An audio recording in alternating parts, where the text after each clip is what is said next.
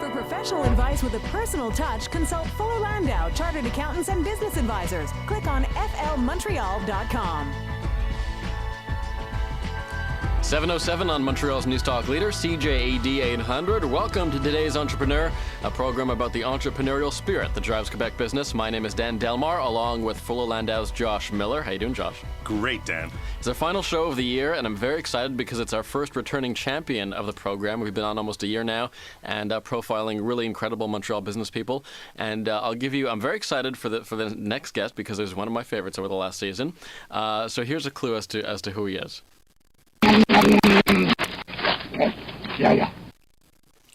And with that in mind, and it's going to be tough because I kind of skipped part of lunch today, but I'd like to welcome to the show Michael Eskenazi, co-founder of Felix and Norton Cookies. Michael, welcome back to the show. Nice to be here. And I know, the show, it was our second show that we came on, and we heard a lot about it. But the last 6 months of Felix and Norton has been absolutely fantastic. Mm-hmm. One of the reasons why we brought him back, because it's taken a whole new turn with his brand and image and fantastically delicious cookies. But Mike, before we get to what's really been exciting in the last 6 months, take us a little bit back. Take us back 25 years, just to give us a little bit of taste, so to speak, on how you got into this. Well, it started by getting fired from my job. And saying, so what do I do now? I don't want to work for another one of these crazy entrepreneurs. I got to be my own crazy entrepreneur. So baking cookies was a hobby of mine, and I decided that there was an opportunity to make amazing cookies and sell them, even if a lot of people said, how are you going to make a living just selling cookies? So I spent about 8 months putting together recipes and a concept and finding the first location, and in the spring of 1985 opened up the first Monsieur Felix and Mr. Norton cookie shop on Queen Mary in the corner of DeCarry. And you started with just a few of you? At the time it was my wife, myself, and my best friend. Now today, Felix and Norton, there's few people, certainly in Quebec and part of Eastern Canada, that don't know what Felix and Norton cookies are, or certainly the name, the look, the image, the two guys on the cookie box. But that must have taken quite a time frame to build. We know where it is today, but what was involved in building that brand at the outset? It was just a lot of hard work. There was, we opened the first store. We got all our friends and family to come in, and we had amazing sales for the first 4 days. But then they already had their cookies, and sales dropped dramatically. And slowly, we did some local promotions and local advertising, and started to build up a following. And we'd see pretty much every day, you'd see people walking in, pulling one of their friends or family members, saying, come here, you got to try these ones over here, these are the best ones.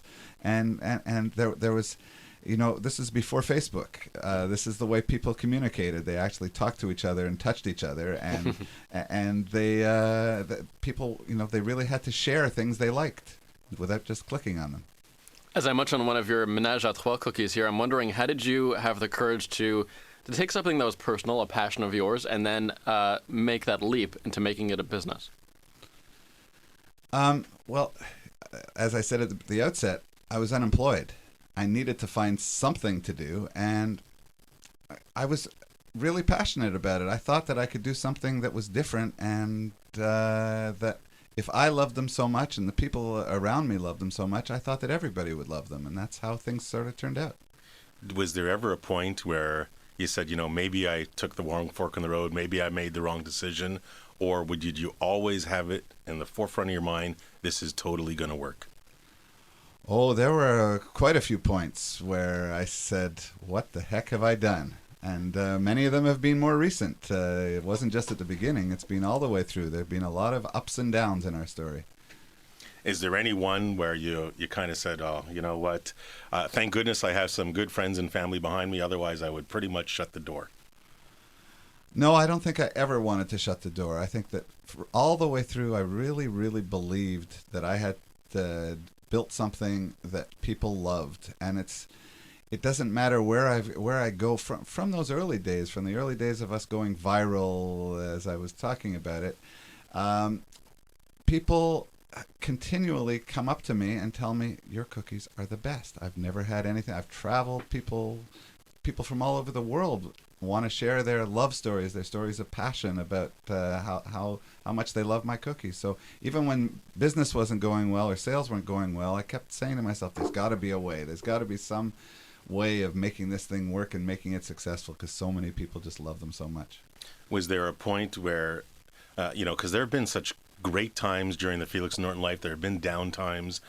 Is there one, either great or bad, that you could recall and share with us and kind of guided you in a certain direction? One. Well, one out of many, I'm sure, but maybe earlier on, either. There was a great article in the Gazette this weekend that certainly portrayed a good history, very as brief as it may be. So perhaps there was something from there, or something else that you'd like to share. Highlights or lowlights? What would you like to hear first? Let's pick a low light first. We'll end on the high note.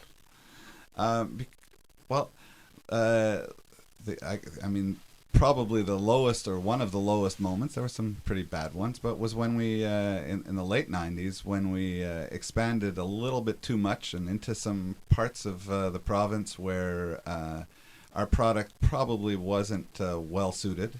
And we opened up expensive shops in shopping malls in places like Victoriaville and Chicoutimi, and some other areas where the customers just weren't ready to spend that kind of money on a cookie. And the stores, that was done through franchises, the franchisees weren't able to make a go of it, and they ended up, their business went bankrupt.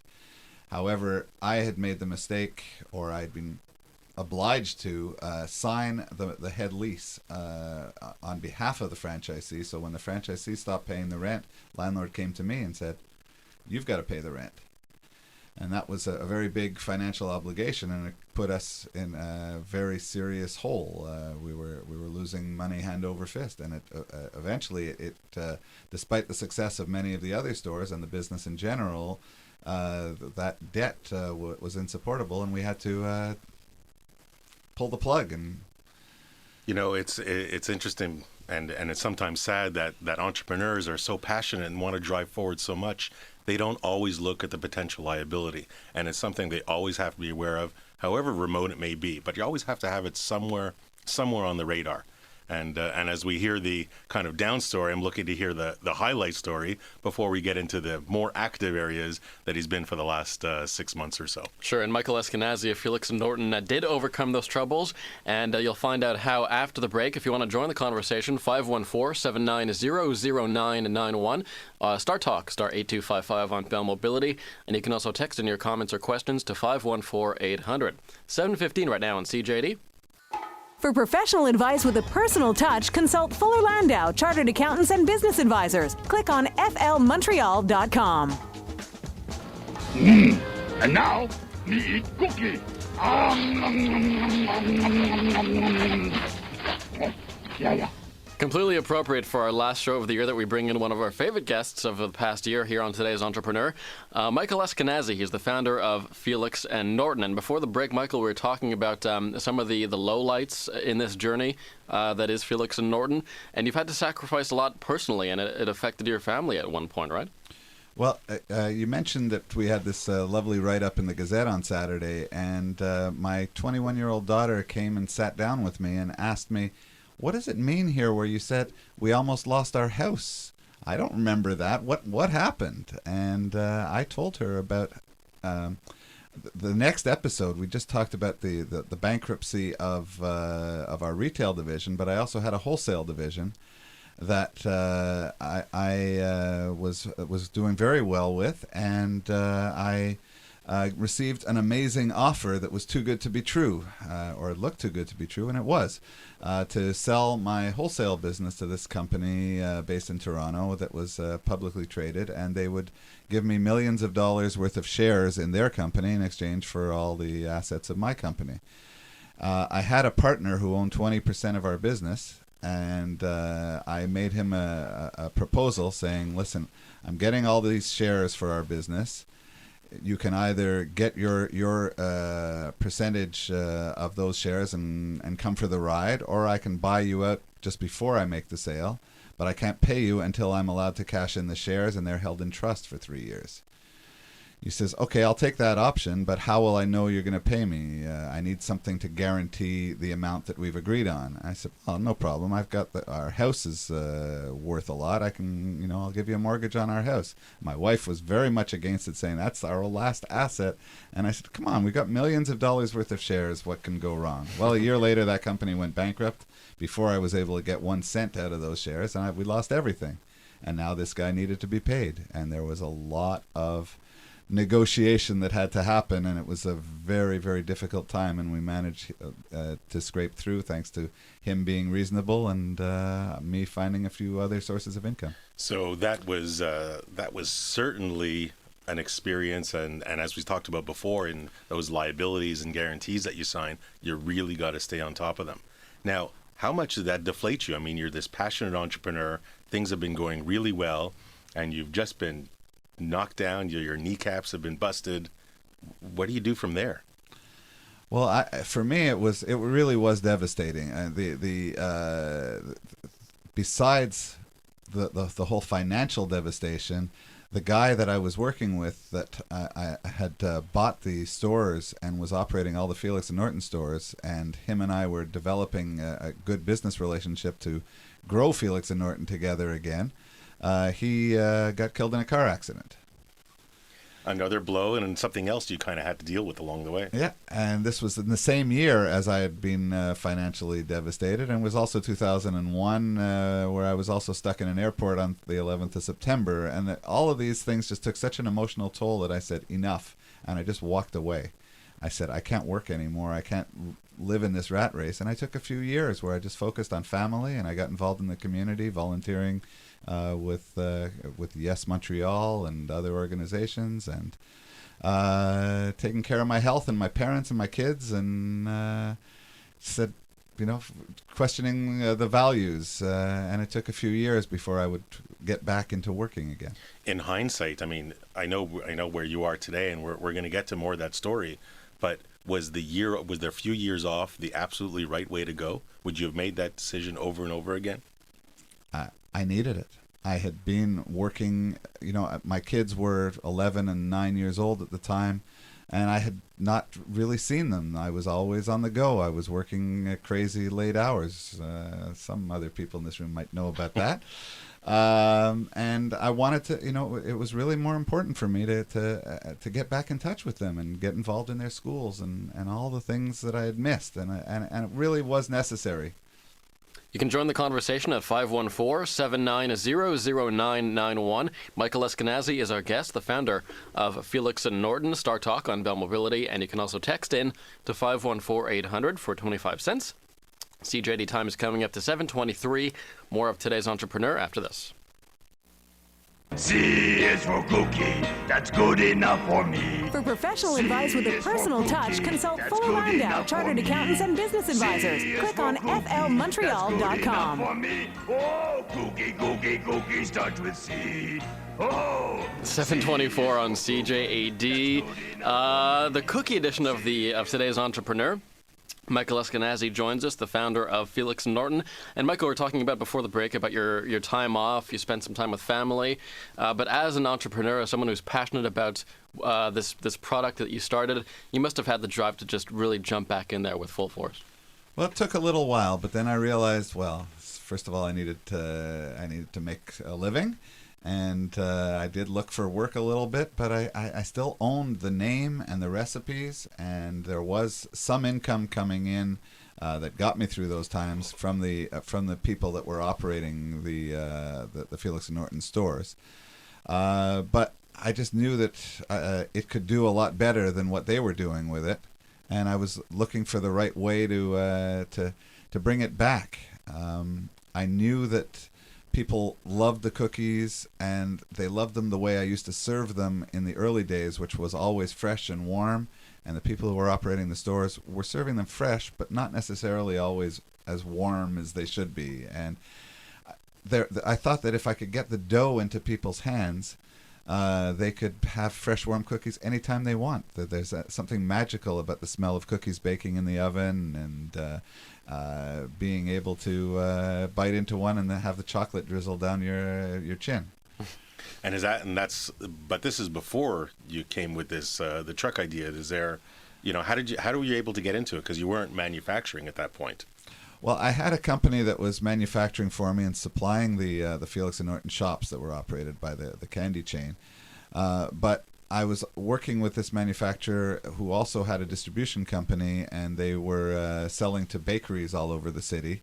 And we tried to get Felix and Norton into a lot of the little corner bakeries and other small shops by selling them the dough.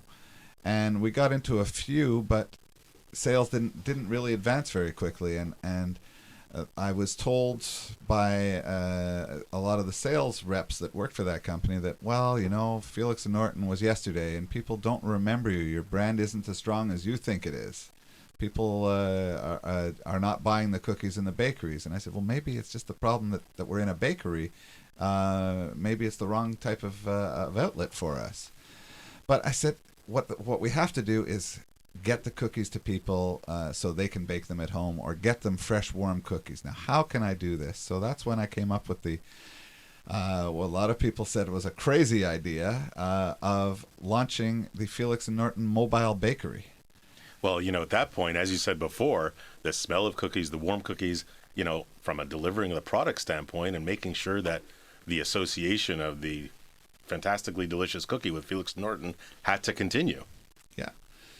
And that's why we named it Urgence Biscuit, because we thought we could play on our ambulances, that we would be bringing people hot cookies wherever they were, that they would just call us and we'd deliver cookies that we'd bake right on their driveway or as we were driving over there. That was the original concept. And we would also have a freezer in there, and we could give them some dough so they could bake it at home. So that's when we launched our cookie truck. It was 3 years ago. And tell us about the truck itself. This was also in the Gazette story on Saturday. It's interesting you had to go to the States to find this truck.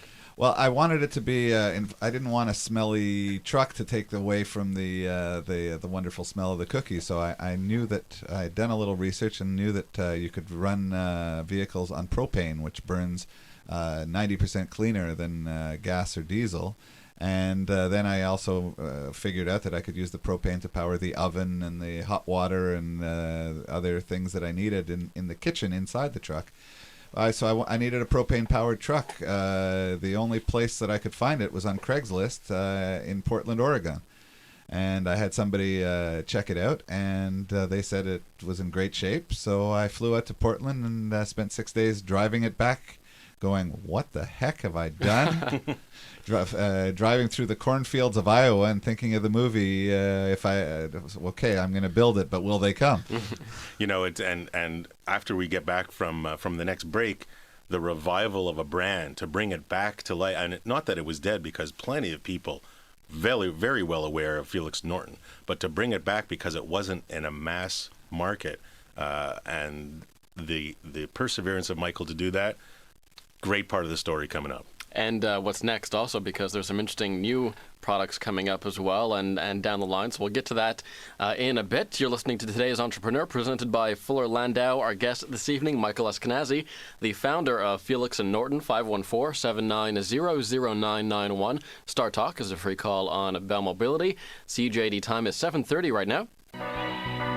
For professional advice with a personal touch, consult Fuller Landau, Chartered Accountants and Business Advisors. Click on flmontreal.com.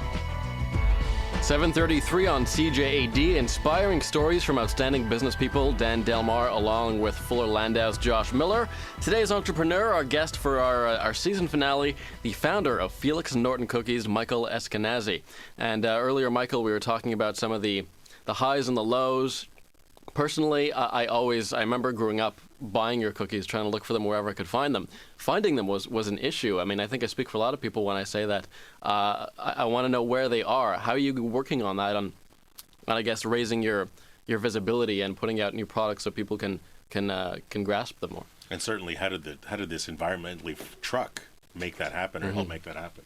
Well, there's still about 15 stores that are operated by the Sweet Factory candy shops that took over our stores in 1998. At the time, there was 40-odd stores. Today, there's 15, which I guess speaks for itself in how they've driven the business. But you know, when I first launched the truck and got out and about in all sorts of events in Hampstead or TMR or Point Claire or more recently at the Old Port, people would see the Felix and Norton logo from far. It was a big billboard, the truck, and they would come running up to it in many of cases and just be so excited. We'd be looking, whatever happened to you guys? Where have you been? We love your cookies. And people would always want to take the time to share their story, their love story about how the first time they tried them or the first time they shared them or gave them or got them as a gift, or to the point that not once, not twice, but 3 times in the last 3 years, a couple has come and told us that they loved our cookies so much that when they were going out or when they got married, they introduced me to their son Felix, that was named in honor of Felix and Norton. 3 times. So you're a godfather and you now have a duty and an obligation. Remember that liability you were thinking about earlier? So over and over, I kept seeing this kind of thing happen, and people were just so passionate about the product. And I realized it didn't seem to matter where we were set up with the truck, whether we were in Valleyfield or Point Claire or the South Shore, whether it was a high-income neighborhood or a lower income, whether it was young or old or male or female. Everybody seemed to know our brand, to have a reverence for our brand, and I knew that the opportunity was as big as I had dreamed it to be, and not what some of the naysayers were telling me. Do you feel that after 25 years, because you had that brand, people remember it, did it need any updating, revamping, or did you just want to leave it as is? No, I knew that my next opportunity, you know, where I really wanted to go, where I'd wanted to go for years, was to sell our cookie dough into grocery stores so that customers could buy it and have that wonderful experience at home. But to sell to a grocery store, there was a lot of stuff I needed to do to change. I didn't feel that I could just plaster my old logo on a box and people would just grab it and go. There needed to be some science to it. I needed to find somebody who could really help me to somebody who understood the grocery store market, the retail market, and packaging. There were so many issues with packaging. There's so many things you've got to put on a package in a store. You've got to get the UPC code and your nutrition facts, and you still want to make sure people see the brand, but you also want them to know what it is. And I still wanted it to be fun, and Felix and Norton has to tell a story. So I went out, did a little research, and there was some products that I had spotted, the Europe's best frozen fruit.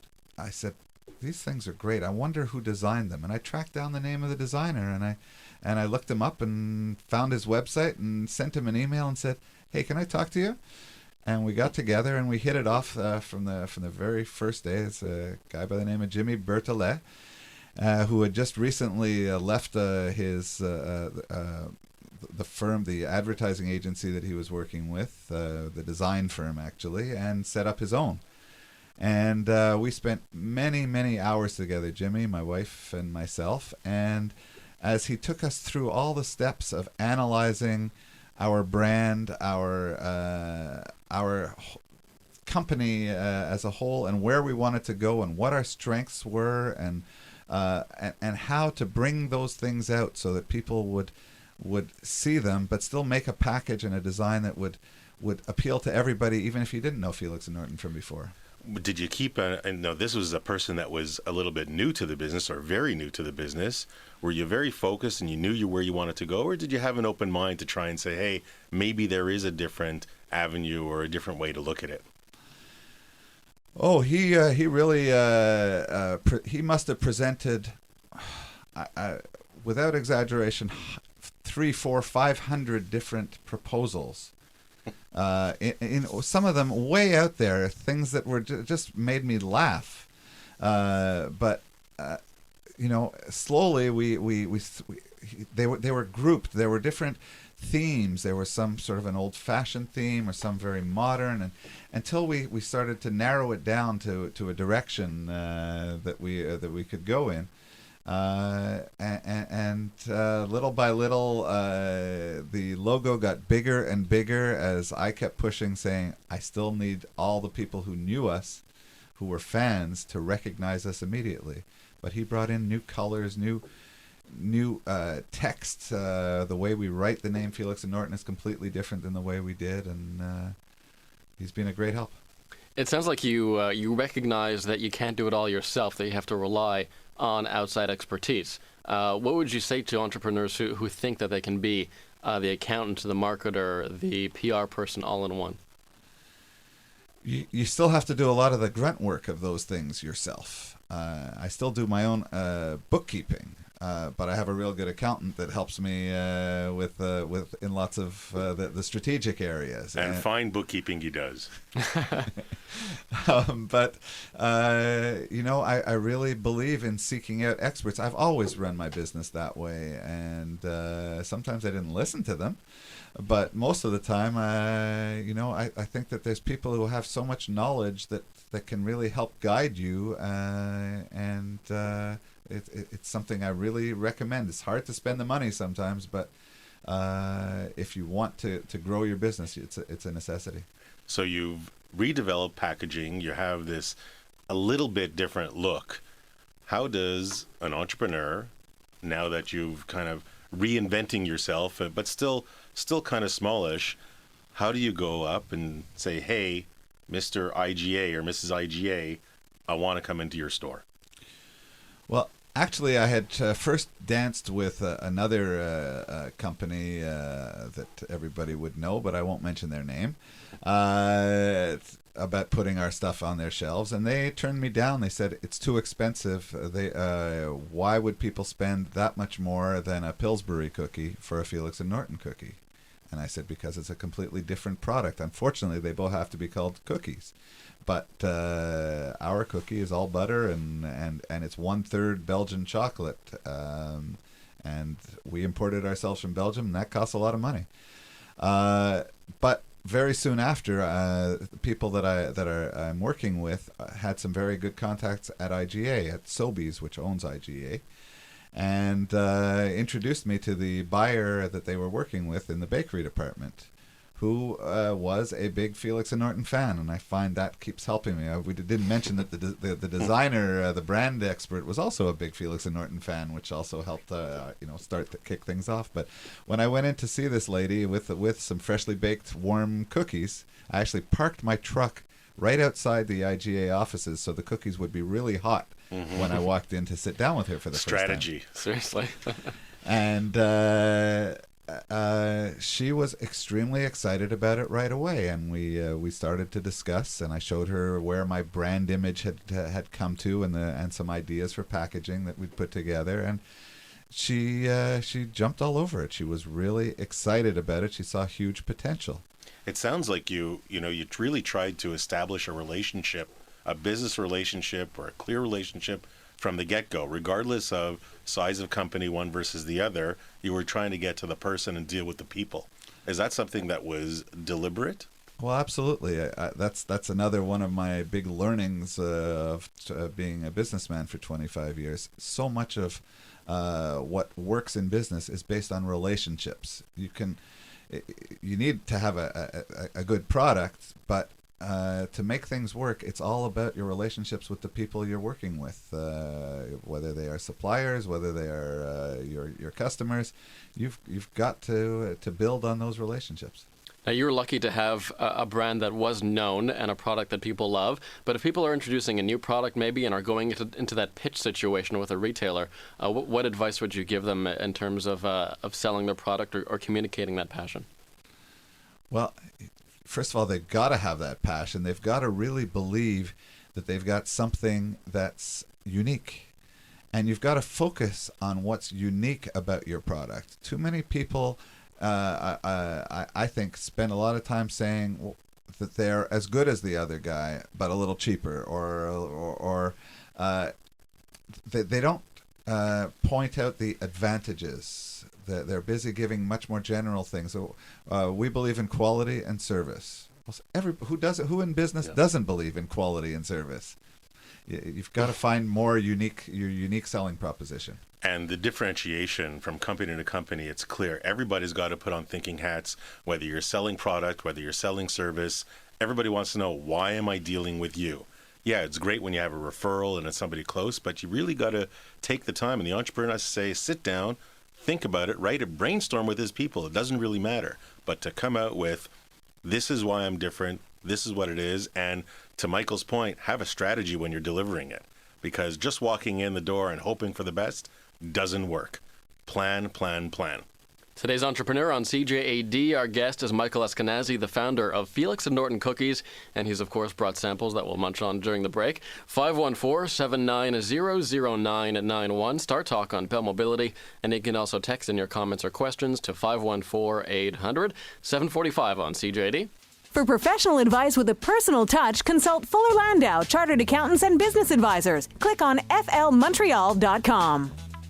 748 on CJAD. Welcome back to today's Entrepreneur, presented by Fuller Landau, a program about the entrepreneurial spirit that drives Quebec business. Dan Delmar, along with Fuller Landau's Josh Miller, and our guest this evening, Michael Eskenazi, the founder of Felix and Norton. We were talking about relationships before, and Michael, you were starting to tell a really interesting story about driving up with the cookie truck, Urgence Biscuit, Felix and Norton, and walking into the IGA with really warm cookies.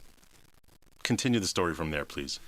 Well, so she was interested, and I knew I had a very receptive person on the other side of the table. So I said, "Come with me," and I dragged her out of her big offices to see and smell the truck, and told her a little more. It gave me another half an hour almost with her.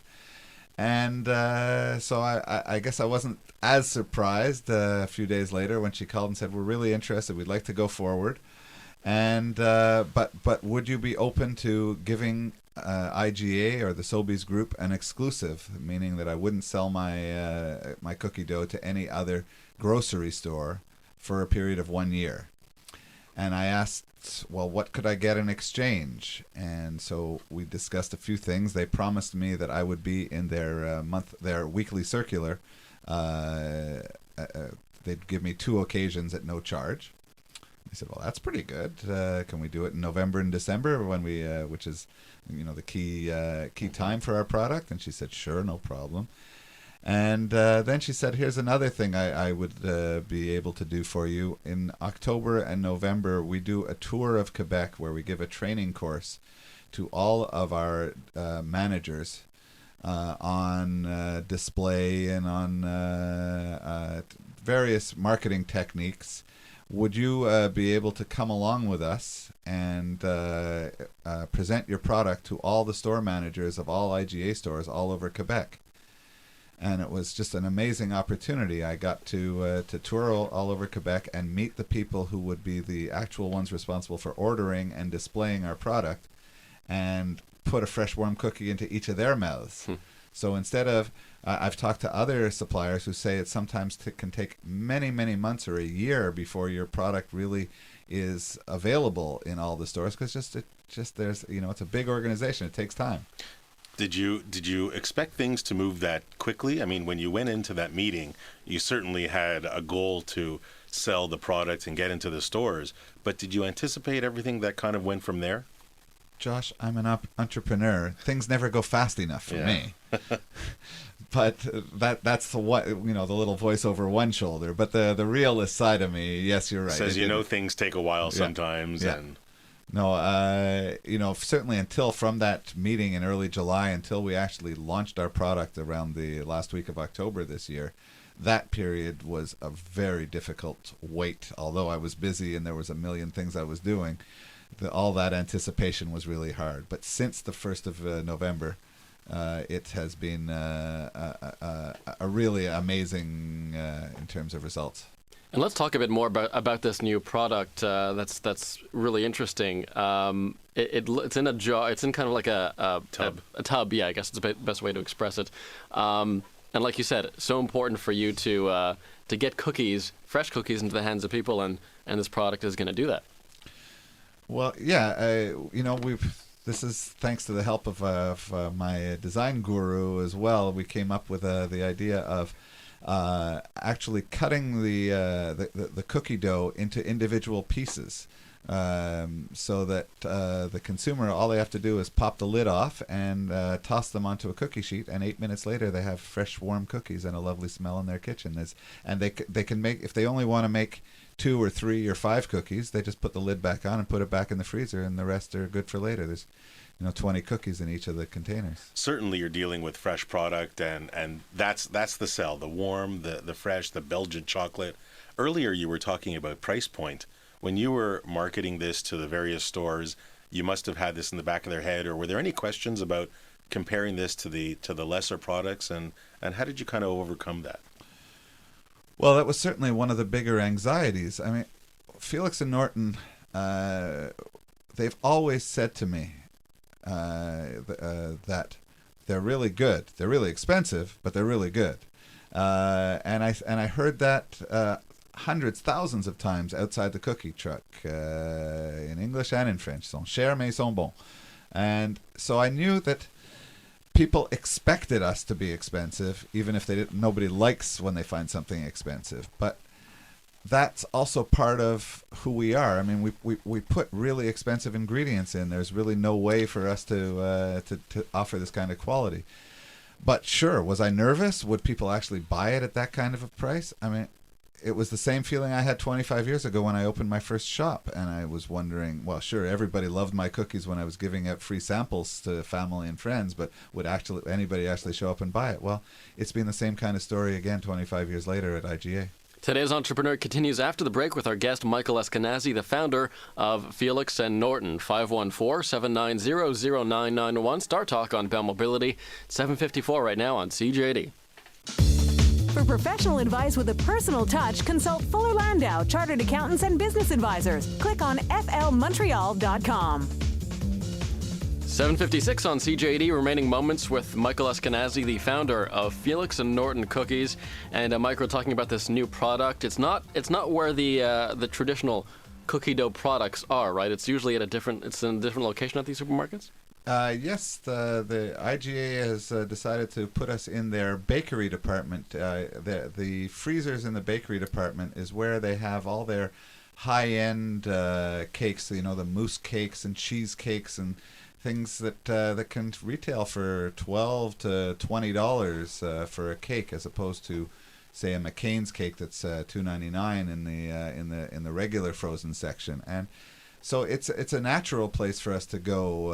It's the logical place. Although I know I've heard from some people contacting us on our Facebook page saying, I went into IGA and I couldn't find it, because maybe people are looking in the other freezers. But Does IGA let you stay involved in deciding the location, or like how do they involve you in their strategy of selling the product?